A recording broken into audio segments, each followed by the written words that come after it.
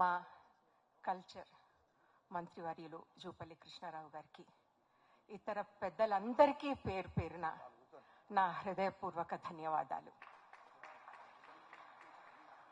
ఈరోజు చాకలి ఐలమ్మ గారి 39వ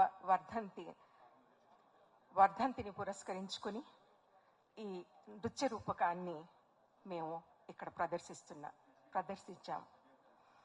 ఇది రూపుదిద్దుకోవడానికి ముఖ్య కారణం నేను గర్వంగా చెప్తున్నాను, శ్రీ మల్లు భట్టి విక్రమార్క గారే.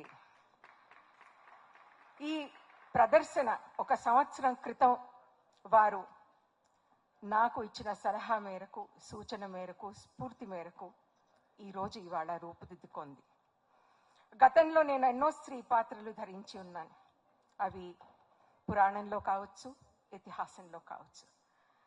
కానీ ఇంతటి వీరనారి తన పాత్రను పోషించే అవకాశాన్ని నాకు ఈరోజు లభించినందుకు నేను చాలా చాలా సంతోషంగాను, అందరికీ నా కృతజ్ఞతలు నేను తెలియజేసుకుంటున్నాను. వారి ధైర్యం, సాహసం ఈ తరం వాళ్ళకి, వచ్చే తరానికి కూడా ఒక స్ఫూర్తినిస్తుందని నేను ఆశిస్తున్నాను.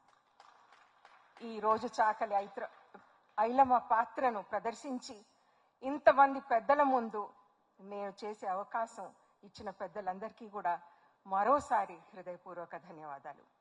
ఈ రూపకల్పనలో నాతో పాటు ఎంతో మంది కళాకారులు ఉన్నారు. నాకు స్క్రిప్ట్ అందించినటువంటి వారు శ్రీ వడ్డేపల్లి కృష్ణ గారు. ఈరోజు వారు మనలో లేరు.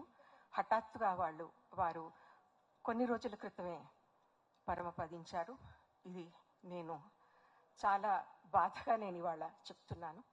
మాకు సంగీత కూర్పును అందించినటువంటి వివిఎస్ మురళి గారు, తర్వాత ఆహార్యం శ్రీ గణేష్ నదారి గారు, తర్వాత లైట్స్, సౌండ్స్ అవంతా కూడా చూసుకున్నటువంటి శ్రీ సూర్య గారు, ఓవరాల్ సూపర్విజన్ ఇవంతా నాకు సహకరించి అన్ని వేళలా ఒక అండదండగా ఉన్నటువంటి శ్రీ వినోద్ కుమార్ గారు, నా పిల్లలు ఎన్నో రోజుల నుంచి నాతో పాటు సాధన చేసి ఈరోజు ఇలా ప్రదర్శన ఇచ్చే ఒక అవకాశాన్ని వాళ్ళు కూడా నాతో పాటు అంత ప్యాషనెట్గానే ప్రాక్టీస్ చేసి వాళ్ళు ఈరోజు ఇవాళ ప్రదర్శన ఇచ్చినందుకు వాళ్ళకి, మిగతా అందరికీ, నా మిత్రులకి, నా శ్రేయోభిలాషులకు అందరికీ కూడా నా హృదయపూర్వక ధన్యవాదాలు ఈరోజు తెలియజేస్తున్నాను.